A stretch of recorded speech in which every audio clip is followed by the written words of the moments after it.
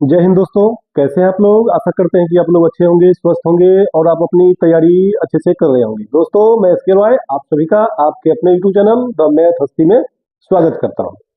दोस्तों, आप लोगों के लिए आज मैं नई खुशियां लेके आया हूं।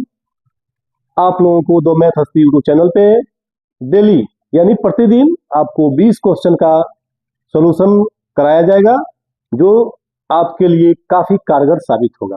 खास करके उन मित्रों के लिए, उन भाई बंधुओं के लिए ये बहुत ही कारगर साबित होगा जिनको गणित और रीजनिंग की वजह से आपको मंजिल नहीं मिल पाई है।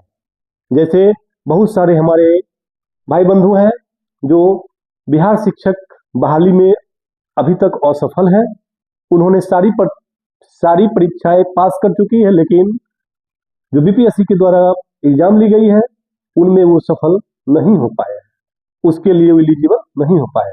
खास करके उनके लिए, और जो भाई बंधु रेलवे की तैयारी कर रहे हैं, जो भाई बंधु बिहार पुलिस या कोई भी प्रतियोगिता परीक्षा जिससे सरकारी नौकरी आपकी होने वाली है उसकी तैयारी कर रहे हैं, तो आप the math Hasti YouTube channel पे बने रहें। आपको प्रतिदिन अभी आपको गणित की 20 क्वेश्चन का डेली टेस्ट सीरीज लेके आया हूं और इसी तरह रीजनिंग का भी आने की संभावना है। तो चलिए, समय को बचाते हुए हम लोग आज शुरू करते हैं पहला test series. The math Hasti YouTube channel पे daily math test series number 01 यानी पहला टेस्ट सीरीज जो होगा उसका सॉल्यूशन आज हम लोग करेंगे, और वो भी कम से कम समय में हमको हल करना है। आप बने रहें, पूरे जीरो लेवल से बताया जाएगा। आपका गणित बहुत कमजोर है, डरने की जरूरत नहीं है। बस दोस्तों, आपसे निवेदन है कि आप फर्जी तरीका से तैयारी नहीं करिए, जो भी तैयारी करिए वो ईमानदारी से कीजिए। चलिए, समय को बचाते हुए हम लोग आगे बढ़ते हैं। सबसे पहले एक नंबर में क्वेश्चन है दोस्तों, 1.3/16 और उसके व्युत्क्रम का अंतर बराबर है। तो ये दोस्तों जीरो लेवल से है। जीरो लेवल में पूछा है कि भिन्न का जोड़ में आपका भिन्न का जोड़ आता है कि नहीं आता है। मतलब क्या कि क्वेश्चन को भाषा समझना है। 1.3/16 और उसके व्युत्क्रम का अंतर बराबर है। तो सबसे पहले दोस्तों ये भिन्न लिख लीजिए। भिन्न क्या है आपका? भिन्न है दोस्तों 1.3/16। इसको आप भिन्न में बदलिएगा तो क्या होगा? इसको आप भिन्न में बदलिएगा 16 16 इतना तो कर सकते हैं, इतना तो आप आसानी से कर सकते हैं, समय कम है। तो चलिए, ये आपको व्युत्क्रम का अंतर न पूछता है, क्या पूछता है? ये अंतर पूछता है। तो अंतर के लिए आपको ट्रिकी बताते हैं, समझिएगा। 19 16 कितना हो गया? 19 16 जोड़ लीजिए, 9 6 15, 9 6 15, 1 1 2 1 3। एक बार हम प्लस किए, क्लियर। एक बार आप माइनस कीजिए, 19 में से 16 गया तो 3, और नीचे क्या कीजिए? गुना कर दीजिए। आपका आंसर आपके पास, आप ऊपर गुना कीजिए, 5 तिया 15, 3 तिया 9 1 10। 105 वाला ऑप्शन देखेंगे एक है, लेकिन इनमें से कोई नहीं भी है। तो चलिए नीचे भी कर लेते हैं। तो 16 नामा कितना हो जाएगा दोस्तों? 16 नामा हो जाएगा 144 हासिल, 144 के 4 लिखे, हासिल हो गया 14। तो 16 एकम 16 और 14 जोड़ लीजिए इसमें, 6 4 10, 1 1 2 1 3। तो चलिए 304 आपका आंसर देखिए, 105/304 ये आंसर आपको आ गया। आशा करते हैं कि आपको समझ में आया होगा। अब मान लीजिए इसी में आपको पूछता, ये इसके लिए हुआ दोस्तों, ये ट्रिकी और रटने की कोई जरूरत नहीं है। इसके लिए देखिए यहाँ पर, ये तो ट्रिकी आपको हमने बताया। अगर आप इसको सॉल्यूशन में हल करेंगे प्रोसेस में तो क्या होगा वो भी समझिए। 19/16 हो गया और इसका व्युत्क्रम हो गया 16/19। ये व्युत्क्रम, ये दोनों को आप भिन्न का घटाव कर दीजिए, आपका आंसर आपके झोली में आ जाएगा।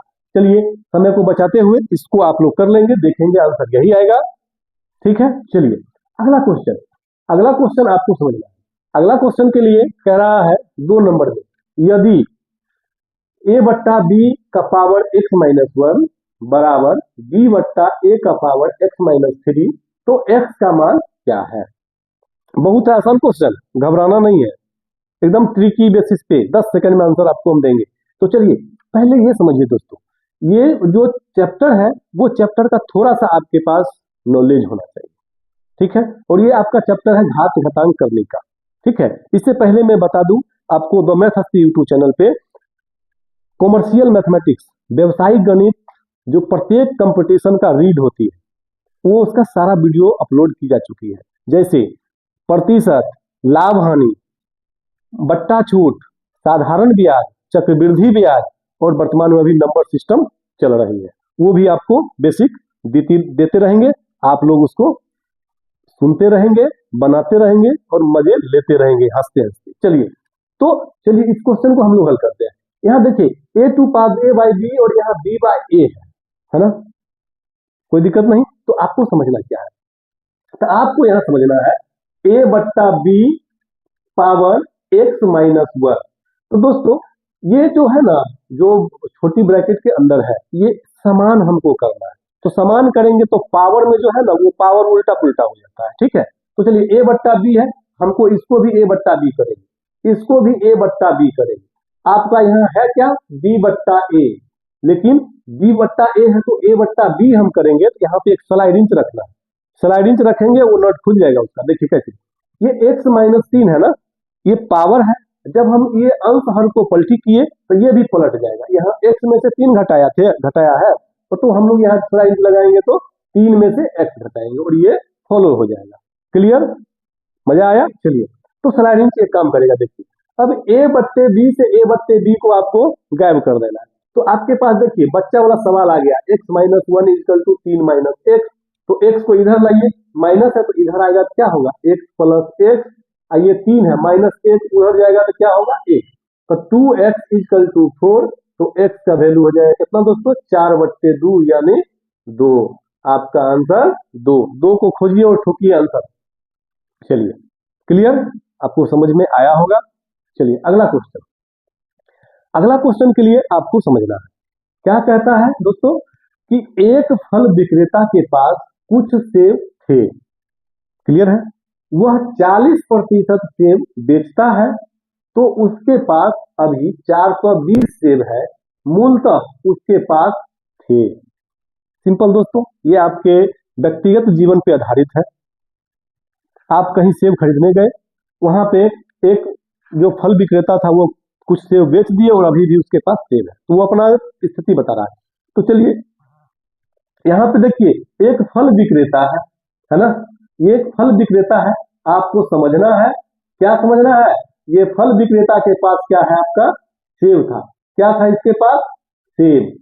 समझिए, तो सेब कितना था, सेब तो इसके पास शुरू में दुकान पर खोला तो 100% होगा। ये प्रतिशत का क्वेश्चन है, और प्रतिशत उम्मीद है कि आप मेरी वीडियो को अगर देख लेंगे तो प्रतिशत आपको चुटकी में बन जाएगा, चुटकी बजाते इसका हल हो जाएगा। चलिए, तो सेब इसके पास कितना है, 100%। तो कितना बेच दिया, वह 40% सेब बेचता है। तो चलिए यहाँ पे ये बेच दिया कितना, बेच दिया, बेचा 40%, कोई दिक्कत नहीं। तो दोस्तों बेचता है तो इसके पास बचा कितना,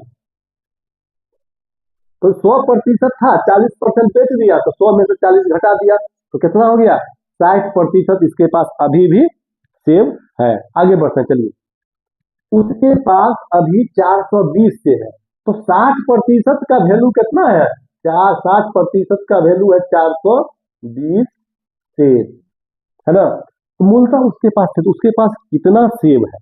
तो दोस्तों ये 60% बराबर इतना है, तो 100% बराबर निकाल लीजिए, इसलिए इसको काट लीजिए, 642, तो 1% का वैल्यू हो गया 60, तो 100% है ना, तो 100% का वैल्यू कितना हो गया 700। 7 को गुना कर लीजिए एक के बाद, क्लियर हो गया। इधर 100 से गुना तो इधर भी हम लोग 100 से गुना कर लेंगे, 7 गुने 100, तो कितना होगा 700 से।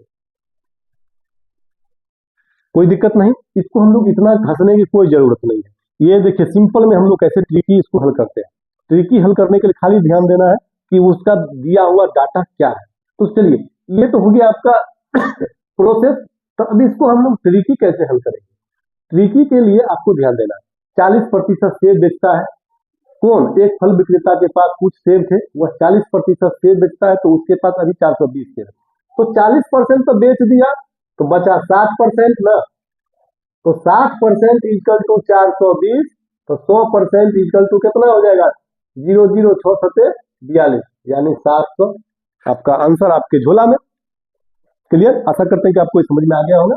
चलिए अगला क्वेश्चन के लिए हम लोग आते हैं। अगला क्वेश्चन के लिए आपको बहुत ही आसान तरीका से, ठीक है, चलिए एक भिन्न जिसका 1/27 से वही अनुपात है जो 3/11 का 5/9 से है, तो वह बराबर है। तो इसको दोस्तों सबसे पहले समझना है। एक भिन्न है ना, भिन्न है ना, तो यहां पर आप लिख लीजिए भिन्न, जिनका बहुत कमजोर है मैं उनके लिए एक भिन्न, सिर्फ समझिए जिसका 1/27 से वही अनुपात है। तो 1/27 है ना, है ना, तो 1/27 यहां पर आप लिख लीजिएगा 1/27, कोई दिक्कत नहीं ना। चलिए अब क्या कहता है, जो 3/11 का 5/9 से है, तो 3/11 का 5/9 से, अब इसको आप स्लाइडिंग से लगाइए, इसको आप स्लाइडिंग से इसको हल करना है। क्या इसका जो रूल कहता है समझिए, ये भिन्न है, देखिए ये एक मेन बट्टा है और इसके नीचे एक इसका सपोर्टेड बट्टा है। क्या होगा, इसको हम लोग हल करते हैं। इसको आप डायरेक्ट लिखिएगा भिन्न, एक लाइन में आंसर, ये हो जाएगा 27/1, इसको पलटी कर देना है। यहाँ दोस्तों 3/11 और 9 चल जाएगा ऊपर और 5 आ जाएगा नीचे, कोई दिक्कत नहीं। आप देखिए जब भिन्न गुना में हो और बीच में बराबर हो तो आपको समझना है ऊपर वाला अंश और नीचे वाला हर, तो अंश अंश में कटेगा, हर हर में कटेगा, काटिए इसको। तो ये कितना हो जाएगा, 3 9 कितना 27 और 9 से 9 गया, तो कितना हो जाएगा, कितना हो जाएगा आप यहाँ पे निकालिए। ऊपर में कुछ नहीं है, एक ये एक है, तो 1 और नीचे 11 5 55, यही आपका आंसर हो गया। एकदम इजी वे में समझना है, रटना कुछ नहीं है, ठीक है। इसी टाइप का क्वेश्चन आपको पूछेगा, गर्दा उड़ा देना है क्वेश्चन को। चलिए अगला क्वेश्चन के लिए आपको समझना है। अगला क्वेश्चन आपको कह रहा है कि यदि साधारण ब्याज की वार्षिक दर से 10% से बढ़कर 12.1/2% हो जाती है तो एक आदमी की वार्षिक आय 1250 रुपये बढ़ जाती है, तो उसका मूलधन क्या है। दोस्तों ये साधारण ब्याज का, ये साधारण ब्याज आपको इजी तरीका में इसका सॉल्यूशन अपलोड है, बेसिक। लेकिन चलिए आपके पास समय को बचाते हुए हम लोग इसको शुरू करते हैं, इसी में बेसिक और थ्योरी दोनों पढ़ लेते हैं। चलिए अगला क्वेश्चन के लिए आपको सिर्फ एक लाइन में आंसर हम देते हैं। क्या देते हैं समझिए, इसका हम सॉल्व करते हैं। समझना क्या है कि यदि साधारण ब्याज की वार्षिक दर, आपको बताए थे साधारण ब्याज चक्रवृद्धि ब्याज यदि हो तो उसमें कुछ शब्द है जो आपको ध्यान में रखना है, जैसे पीआरटी या मूलधन समय दर को हम लोग मूसद बोलते हैं, जो आप वीडियो अपलोड देख सकते हैं। तो सबसे पहले दिया क्या है, जो दिया हुआ है उसको डाटा हम लिख देते हैं। 10% से बढ़कर 12% हो जाती है। तो पहले क्या था, पहले था 10% दोस्तों रेट, अब क्या है नया आर कितना हो गया, न्यू आर। इसको समझने के लिए न्यू रेट कितना हो गया 12.1/2%, और इसको हम लोग लिख सकते हैं 12.5% भी, सेम चीज है कोई दिक्कत नहीं। तो एक आदमी की वार्षिक आय 1250 रुपये बढ़ जाती है। अगर मान लीजिए दोस्तों यहाँ पर पहले था 100% उसका वार्षिक आय, ठीक है, तो अब कितना हो गया, अब इसका हो गया 100, तो ये रहा ही, अब प्लस में हो गया 1250 रुपया। ये आपको समझना है, ये समझ लिए आपका झोला में आंसर हो जाएगा। देखिए ये 100 से 100 तो कट जाएगा ना, इसका मतलब 12.5 में 10% घटाइए, जो वैल्यू होगा इतना के बराबर होगा, आप घटा लीजिए। यानी इसीलिए 12.5 माइनस 10% इक्वल टू 1250, यानी तो बच गया कितना, घटाइएगा 2.5% इक्वल टू 1250, तो 100% कितना, आप इसको हल कर लीजिए, 1250 बट्टे में 2.5 अगुने 100, ये इसको उड़ाइएगा तो एगो और जीरो दे दीजिए, 25 से तो कट जाएगा, 100 को काटिए, 25 चौका 100 जीरो। अब कितना, एक 1250 रुपया है दोस्तों 40 से, तो 1250 को 4 से गुणा कीजिए, 2 बार में 2500, तो 4 बार में 5000 होगा, तो 5000 पर एगो जीरो दे दीजिए आप, यानी आपका आंसर हो गया 50,000। 50,000 लीजिए और आंसर को टिक लगाइए। इसमें आपका 101/55 हुआ था और इसमें आपका कितना हुआ था, 700 सेब लाए थे, 700 सेब आप आंसर इसमें मार लेंगे। चलिए, आशा करते हैं कि आपको बहुत आसान अच्छा समझ में आया होगा। चलिए अब हम लोग क्वेश्चन नंबर 6 से हल करते हैं। 6 से 20 तक तुरंत हम लोग चलते हैं।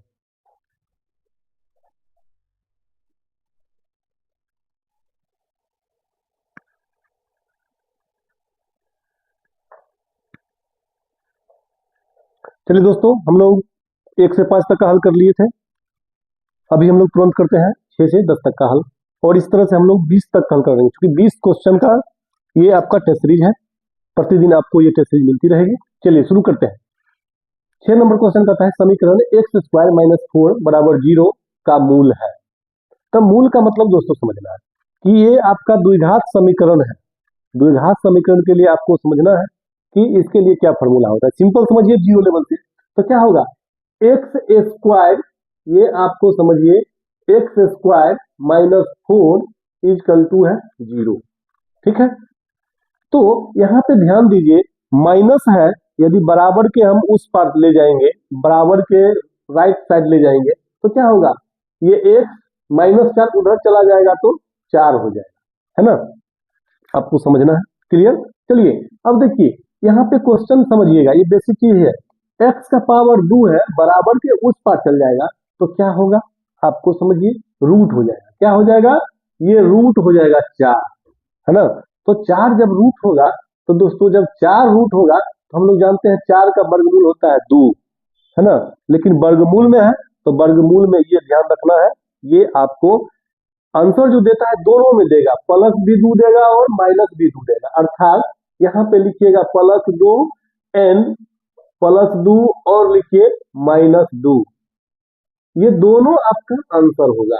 तो समझिए कहाँ पे है, या कि 2 भी है और -2 है। बहुत लोग क्या करेंगे, 2 निकालेंगे आंसर ठोक देंगे, तो आपका गलत हो जाएगा। यानी जो क्वेश्चन आता है वो भी गलत कर दीजिएगा, तो आपके लिए बड़ी दुख की बात होगी। चलिए, तो यहाँ पे आपका आंसर हो जाएगा 2 और -2। आपका आंसर देखिए, सी में 4 है और डी में a + b, यानी ऑप्शन ए भी होगा और बी भी होगा, तो आपका आंसर हो जाएगा a + b।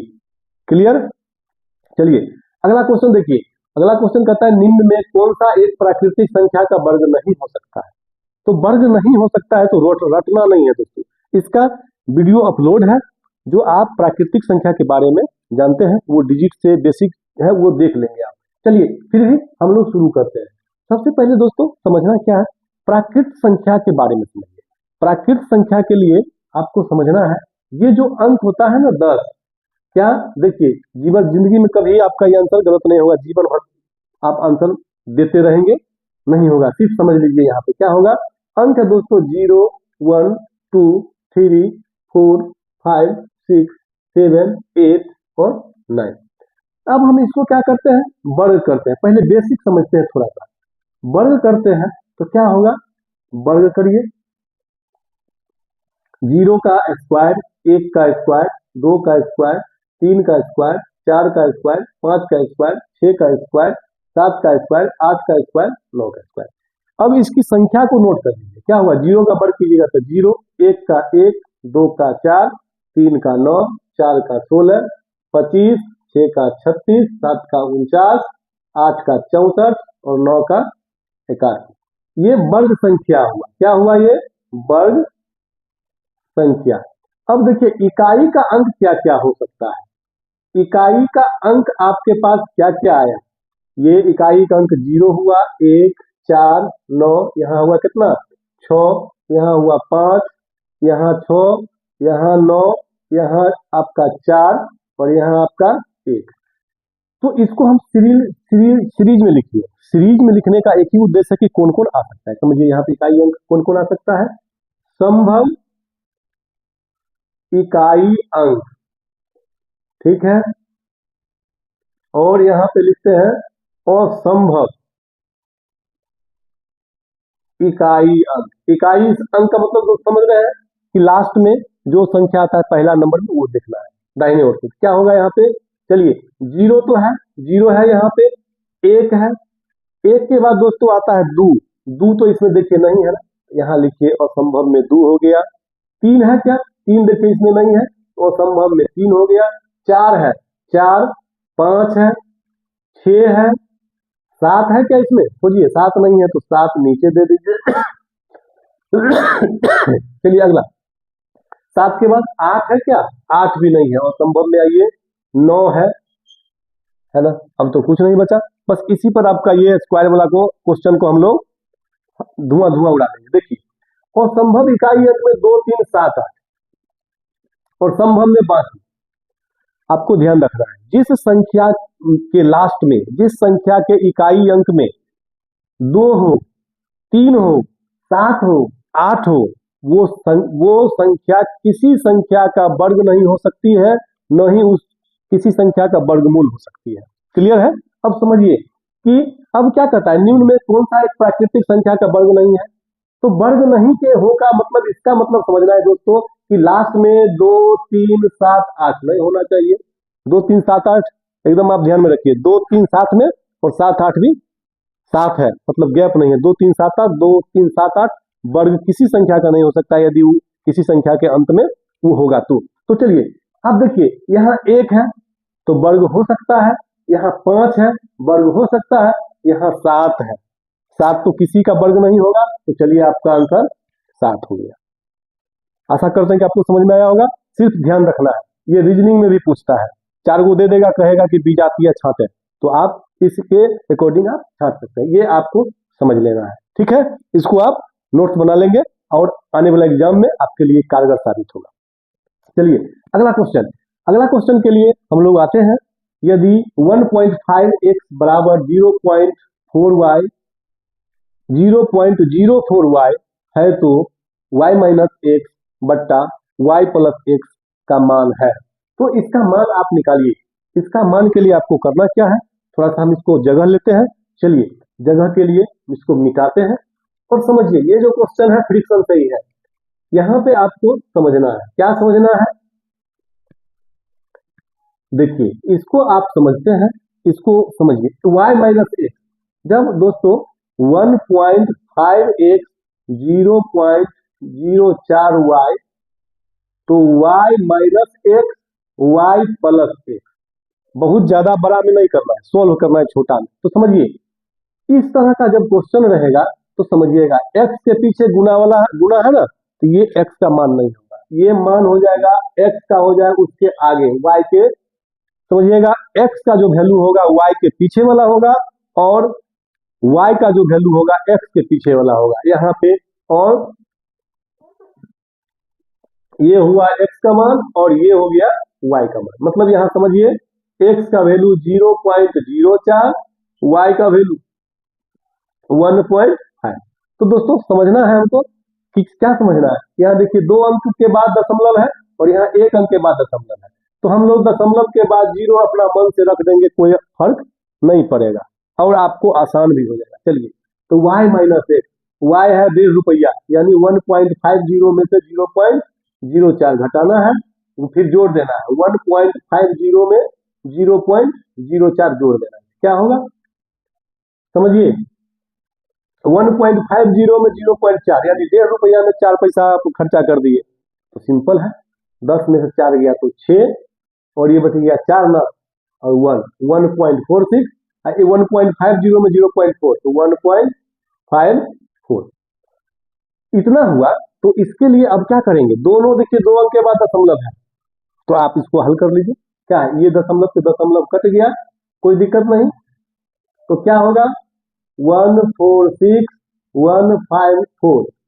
इसका देखिए ये सम संख्या है तो 2 से कट जाएगा 2 सते 14 और 2 तिया 6, इसको भी काटिए, 2 सते 14, 2 सते 14 यानी 73/77। आंसर खोजिए, ठोकिए आंसर 73/77। समझ में आया होगा, आशा करते हैं कि आपको बहुत अच्छा समझ में आया हो। चलिए अगला क्वेश्चन के लिए आप आइए। अगला क्वेश्चन के लिए आपको हल करना है, क्या करना है, देखिए रूट अंडर 0.204 गुने 42 अपन 0.07 गुने 3.4 बराबर है। तो इसके लिए आप ध्यान दीजिए, क्या ध्यान देना है, तो सबसे पहले समझिए क्या समझना है, इस टाइप का क्वेश्चन जब भी होगा तो दशमलव का खेल समझना है। जितना अंक ऊपर उतना अंक यदि नीचे होगा तो दशमलव खत्म। ठीक है, अगर अंश में अधिक दशमलव हो और हर में कम दशमलव हो तो हर में दशमलव जितना अधिक रहेगा उतना बढ़ा देना है। चलिए देखिए समझिए, यहां आप समझिए, इस टाइप का क्वेश्चन में सीधे लिखिए 204 गुने 42 और नीचे कितना 7 गुने 34। आपको समझना है, यहां पे समझना क्या है, ऊपर में कितना था दशमलव, ऊपर में देखिए 1 2 3, तो ऊपर में जो दशमलव रहेगा वो नीचे आ जाएगा 3 जीरो, नीचे में जितना दशमलव 2 अंक 1 अंक 3 अंक ऊपर चला जाएगा। समझिएगा कि हर वाला दशमलव का वैल्यू 10 के रूप में ऊपर चल जाएगा 10 के गुणक में, और अंश वाला जो दशमलव का वैल्यू होगा 10 के गुणक में नीचे आ जाएगा। क्या होगा, ये कट गया, 7 को काट लीजिए, 7 छक 42, 6 का आधा 3, उसका आधा 17, 17 से काटिए, 17 एकम 17, 20 में 17 घटाइए तो 3 और उतरा 4 तो 34, 17 दूनी 34। तो आपका आंसर हो गया कितना 36, और 36 का जो वर्गमूल होगा कितना +- 6। अब देखिए यहाँ पे समझना है, यहाँ पे नन भी नहीं दिया है, इनमें से कोई नहीं दिया है, एगो 6 दिया है, तो 6 तो है, बाकी दशमलव में है, तो आपका आंसर इसके अनुसार मानना है 6। अगर यहाँ पे नन रहेगा, नन रहता 8 नहीं रहता तो मानते हम लोग नन, क्योंकि -6 भी हो सकता है। क्लियर। चलिए अगला क्वेश्चन, अगला क्वेश्चन के लिए हम लोग आते हैं, यदि 3x + y = 5 और x - y = 3 तो एक्स वाई का वैल्यू क्या होगा। इसके लिए समझिए, ये आपको 10वां लेवल का क्वेश्चन है, बहुत ही आसान तरीका से समझिए। x - y = 3, जब इस टाइप का क्वेश्चन होगा तो आपको समझना क्या है, पहले y और x में से मिला लेना है, एगो y है तो नीचे एगो y है, तो हम लोग आराम से इसको जोड़ घटाव करके काट देंगे। ये y में से ये y को हटाना है तो हम लोग क्या करेंगे, एगो आम प्लस एगो आम माइनस, तो आम को हम लोग क्या करेंगे माइनस वाला में रख देंगे, खत्म हो जाएगा। तो चलिए इसको जोड़ लीजिए, ये सबको जोड़िए, 3x 1x कितना 4x है ना, y कट गया तो 0, ये से ये कट गया बराबर 8, तो x का वैल्यू कितना हो जाएगा दोस्तों 4 दूनी 8। x का वैल्यू 2, x बराबर 2 वाला क्या वो है, एक ही वो है, एगो नन भी, तो आपको मिलाना है, y निकालिए, इसीलिए पुनः निकालिए, x - y = 3, तो क्या हो जाएगा x - 3 = y, x का वैल्यू 2, 2 - 3 = y, तो y का वैल्यू हो गया -1। तो चलिए x का 2 और y का वैल्यू -1, x का 2 y का वैल्यू -1। चलिए मजा आया। चलिए इसके बाद हम लोग 11 से अभी तुरंत हल करते हैं, 11 से।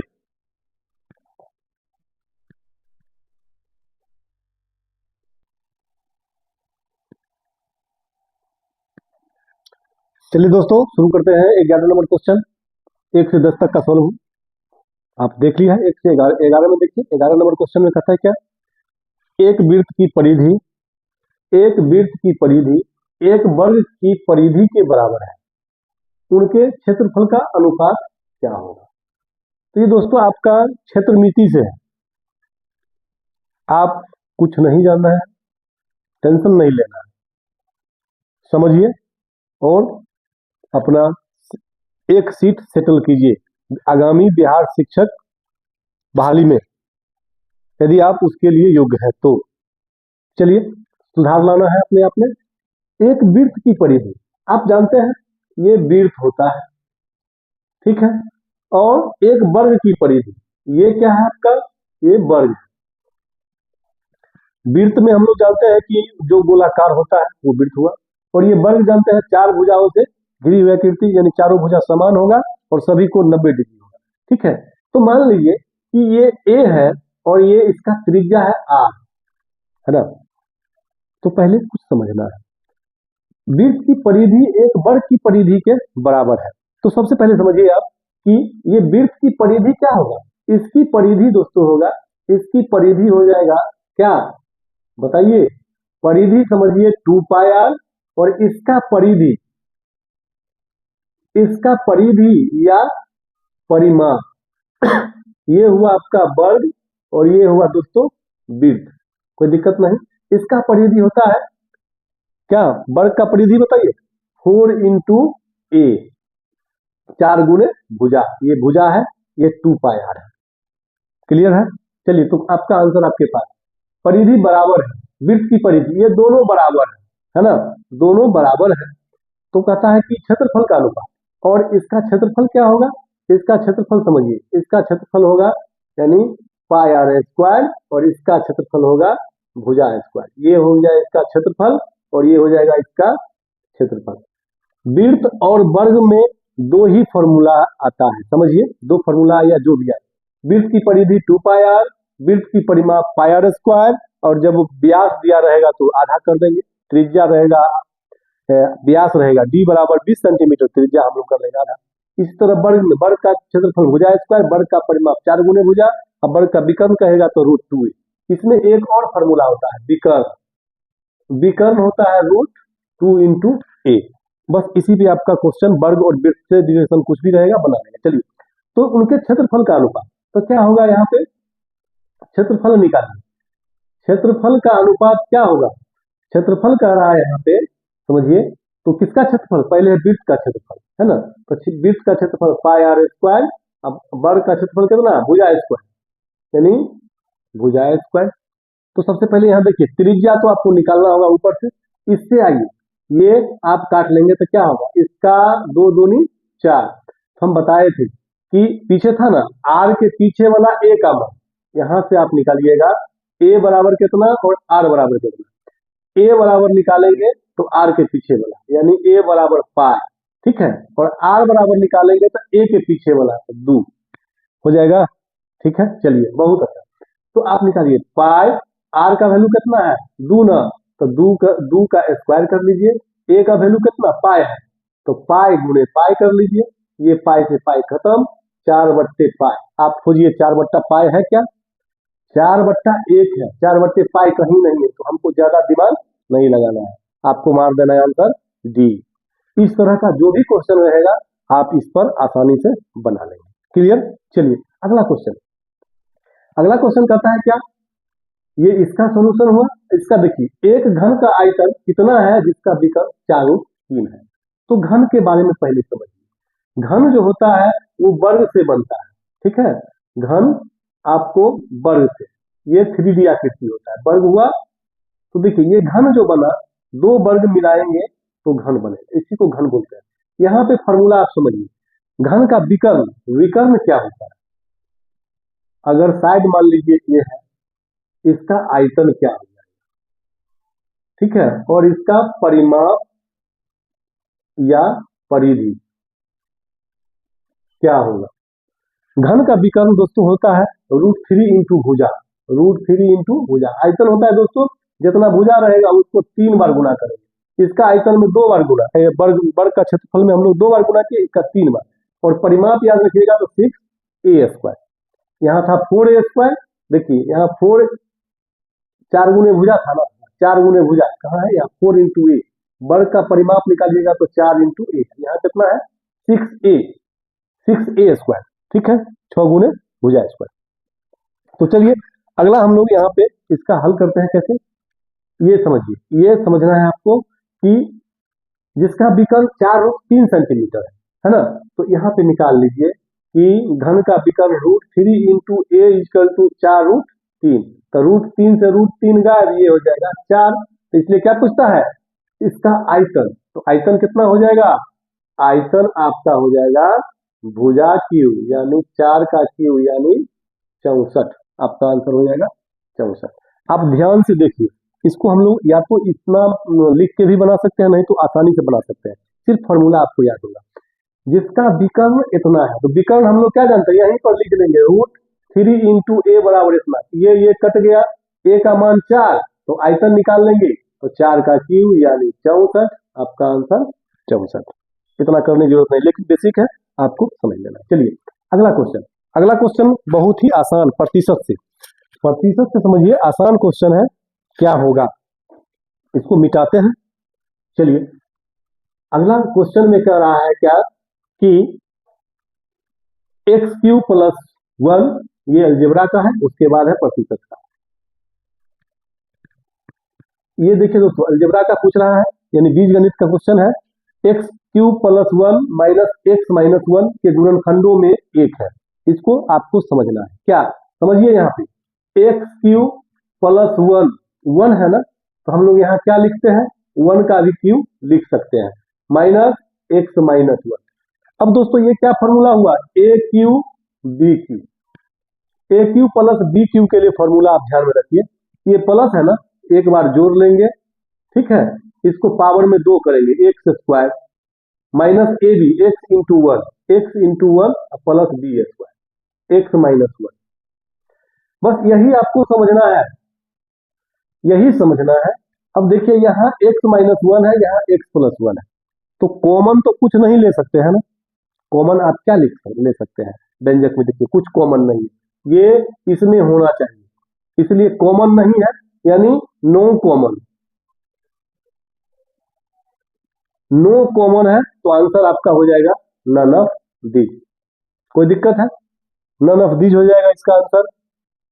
हाँ, अगर यहाँ पे मान लीजिए नन ऑफ दीज नहीं रहता, एक देता, तो आपका आंसर क्या होता, ये एक ले सकते थे, एक तो सब में होता है ना, एक भी आंसर आप ले सकते थे, एक या none, none of these. Clear है। चलिए अगला क्वेश्चन, अगला क्वेश्चन के लिए आइए।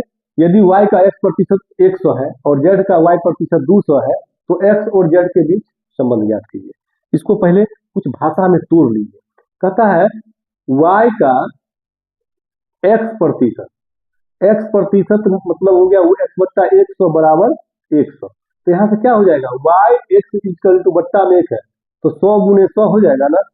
फिर क्या कहता है, z का y प्रतिशत 200 है, z का y प्रतिशत का मतलब गुना बराबर 200, तो जेड वाई इक्वल टू 200 गुने 100 है ना। तो पूछता है क्या, x और z के बीच संबंध ज्ञात कीजिए। तो दोस्तों क्वेश्चन कुछ भी पूछेगा, जब इस टाइप का क्वेश्चन यदि हो जाएगा, इसको मान लीजिए समीकरण 1, इसको मान लीजिए समीकरण 2, जब इस टाइप का क्वेश्चन आएगा तो आपको करना क्या है कि 1/2 कर लीजिए या 2/1 कर लीजिए, कोई फर्क नहीं पड़ने वाला है। तो हम लोग क्या करेंगे, 1/2 इक्वेशन, तो Y X L H S से एल एच वाई एक्स बट्टा जेड वाई इक्वल टू 100 गुने 100, बट्टा में लिखिए 200 गुने 100। इधर y से y गया, ये सब जीरो गायब है ना, तो क्या बच जाएगा, x बट्टे जेड इक्वल टू 1/2, तो 2 को x से गुणा कीजिए, तो 2x इक्वल टू जेड, या जेड या लिखिए यहाँ पे जेड बराबर 2x, आपका आंसर जेड बराबर 2x ये हो जाएगा। अब समझिए, ये तो आपका एक कॉन्सेप्ट हम दे दिए, इसको हम लोग शॉर्ट में आसान में हल कैसे करते हैं। शॉर्ट तरीका के लिए इसको हल करने के लिए आपको समझना क्या है, ये समझिए क्या है। देखिए इसका एक या नन था ना, चलिए इसको हम लोग ध्यान रखना है, y का x प्रतिशत बराबर 100 है ना, ये 100 है, तो आप यहाँ लिखिएगा y x इक्वल टू कितना 100 है ना, y x इक्वल टू और जेड वाई 200, जेड वाई कितना 200, परसेंट गया, तो आप यहाँ पे लिख सकते हैं कुछ नहीं, ये से ये गया, ये 2 जीरो कट गया, तो यहाँ क्या x गुने 2 और जेड गुने 1 है ना, तो 2x इक्वल टू जेड। बस ये आपका ट्रिकी एकदम आसान तरीका से क्लियर है। या तो आप इस पर बनाइए, इस पर वाई एक्स 100 जेड वाई बराबर इतना, 2 से 2 जीरो कट गया, वाई काट दिए ऊपर नीचे करके, यानी दोनों को बट्टा में हम कर दिए है ना, आपका आंसर जेड बराबर 2x। क्लियर है। चलिए अगला क्वेश्चन इजी तरीका से हम लोग हल करते हैं। चलिए कथा, एक समबाहु त्रिभुज की ऊंचाई 10 सेंटीमीटर है, तो इसका क्षेत्रफल ज्ञात करें। तो देखिए समबाहु त्रिभुज के बारे में आपको जानना है। समबाहु त्रिभुज क्या होता है, जिसके तीनों भुजा बराबर होती है और प्रत्येक कोण 60 डिग्री होता है, वही समबाहु त्रिभुज होता है। समझिए कि समबाहु त्रिभुज के लिए समझना है, समबाहु त्रिभुज आप समझिए क्या है,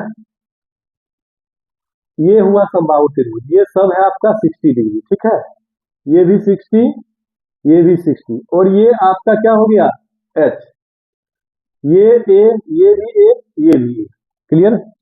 तो कहता है समबाहु त्रिभुज की ऊंचाई 10 सेंटीमीटर, ये ऊंचाई दे दिया है। तो पहले इसको दो फॉर्मूला आप इसको जानिए कि इसका क्षेत्रफल क्या होता है। समबाहु त्रिभुज का क्षेत्रफल √3/4 ए स्क्वायर, और इसका ऊंचाई इक्वल टू लिखते हैं हम लोग, ऊंचाई h बराबर √3/2 इंटू भुजा। बस ये फॉर्मूला याद है, क्वेश्चन आपके पास आ जाएगा समबाहु। चलिए ठीक है, तो यहाँ पे ध्यान दीजिए 10 सेंटीमीटर है ऊंचाई ना, आप यहाँ पे लिख सकते हैं कि 10 बराबर √3/2 इंटू ए, है ना। तो यहाँ से ए का वैल्यू कितना, 10 दूनी 20, 20 बट्टा √3। तो पूछता क्या है क्षेत्रफल, तो इसका क्षेत्रफल आप निकाल लीजिए, इसीलिए आप लिखिएगा क्षेत्रफल इक्वल टू √3/4 भुजा स्क्वायर, है ना।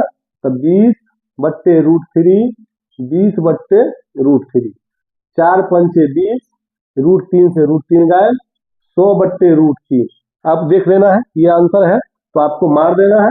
अगर ये आंसर नहीं रहता आप यहाँ पे लिख सकते हैं 100 बट्टे √3 और √3 बट्टे √3, तो ये हो जाता 100 √3 और √3 से मिलके 3। ये भी आंसर नहीं रहता तो आप ये भी मार सकते थे। ठीक है, इसको आप लोग आसानी से भी हल कर सकते हैं। आसानी से क्या हल कर सकते हैं, इतना आपको ध्यान में है, फॉर्मूला माइंड सेट करना है। अगर ऊंचाई दे दिया है, h दे दिया है ये, तो हमको भुजा निकालना है, इसको गुना करके √3 से भाग दे दीजिए। इसको दुगुना 10 दूनी 20, ये दुगुना 20 और बट्टा में √3, क्योंकि √3/2 इंटू ए बराबर होता है समबाहु त्रिभुज की ऊंचाई। याद रखिएगा ऊंचाई रहेगा दुगुना करके √3 से भाग।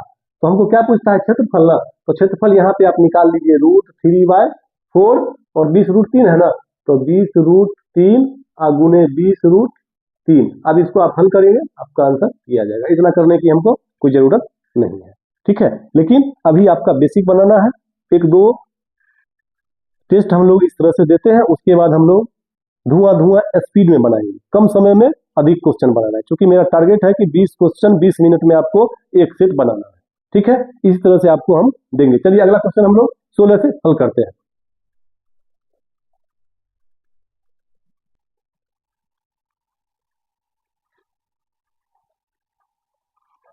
चलिए दोस्तों 16 नंबर क्वेश्चन का हल करते हैं हम लोग। 16 नंबर क्वेश्चन में कहता है निम्न में कौन सा एक पद है, निम्न में कौन सा एक पद है। पद के बारे में पहले समझना है। पद के लिए आपको करना है क्या, जिसमें एक पद दिया हो। अब समझिए ये आपका क्लास 9th चैप्टर का है, लेकिन हम लोग 9th 10 में नहीं जाना, इसको समझिए। एक पद किसमें दिख रहा है, देखिए इसमें एक पद, इसमें दो पद हुआ, एक एक 3 पद हुआ, एक एक 2 पद हुआ, इसमें देखिए एक ही पद ना है। आपका आंसर क्या हो गया, एक पद वाला, तो 4x²। क्लियर हो गया, हम लोग काउंट कर लेंगे और उस हिसाब से आंसर दे देना है। ठीक है, चलिए अब आते हैं हम लोग दोस्तों, ये यदि 9 star 7 equal to 32, 13 star 7 equal to 120 एवं 17 स्टार 9 इक्वल टू 208, तो 19 स्टार 11 का मान क्या होगा। आपको समझना है दोस्तों, ये आपका रीजनिंग का भी कहिए, गणित का भी कहिए, सब में पूछ देता है। आपको इसके लिए मैं बता दूं, जैसे क्या करना है कि थोड़ा सा कॉन्सेप्ट ध्यान रखना है। क्या 9 स्टार 7 32 है, तो चलिए हमको लगता है कि समझिए यहाँ पे पहले इजी माइंड लगाइए। 9 7 16, 16 दूनी 2, 16 दूनी 32 हो जाएगा। यहाँ आइए 13 7 20, तो 20 दूनी 40 होना चाहिए।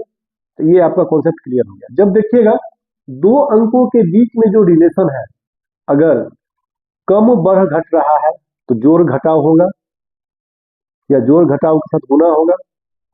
ठीक है, अब बहुत ज्यादा बढ़ रहा है, इसका मतलब वो स्क्वायर में होगा, क्यू में होगा।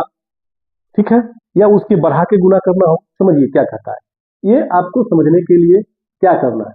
9 स्टार 7 इक्वल टू है 32, फिर है 13 स्टार 7 इक्वल टू 120, फिर है 17 स्टार 9 इक्वल टू 208। तो आपको समझिए तीनों रूल फॉलो होना चाहिए, तब आपका आंसर इस पे आएगा। ये क्वेश्चन को हम लोग तुरंत कैसे बनाएंगे, देखिए 9 7 16, 16 दूनी 32 होता है, लेकिन नहीं है। 13 और 7 इसमें दिमाग लगाइए, 13 7 में है यानी 120। तो ऐसा करते हैं 13 का वर्ग कितना होगा, इसको वर्ग करिएगा, 13 का वर्ग हो जाएगा आपका 169, 7 का वर्ग कितना 49, ये दोनों घटाइए कितना 9 में से 9 गया 0 और 6 में से 4 गया 2 120, इसको अभी कीजिए 9 का स्क्वायर 81, 7 का स्क्वायर 49, तो दोनों घटाइएगा 11 में से 9 गया कितना 2, 7 में से 4 गया 3, है ना। चलिए इन्हीं रूल इसमें फॉलो होना चाहिए, 17 का स्क्वायर माइनस 9 का स्क्वायर, तो क्या होगा 17 का स्क्वायर आप करिए एक बार, इसको जोड़ के घटा के भी कर सकते हैं, तो 17 9 कितना हो जाएगा, देखिए 17 9 तो 3 20 4 24, 17 में से 9 गया तो 9 7 9 8 17, यानी 8 चौक 32, नहीं इसको सही कीजिए, 17 का स्क्वायर हो जाएगा 289 81, यानी 208, है ना। तो आपको क्या पूछ रहा है 19 स्टार 11, इसीलिए 19 स्टार 11, 19 का वर्ग कितना और 11 का वर्ग कितना, दोनों को घटाइए, हम लोग ए स्क्वायर माइनस बी स्क्वायर पर भी इसको कर लेंगे, देखिए कैसे 19 11 जोड़िए कितना होता है 19 से 20 30 ना, और फिर 19 में से 11 घटाइए 11 8 19, ठीक है।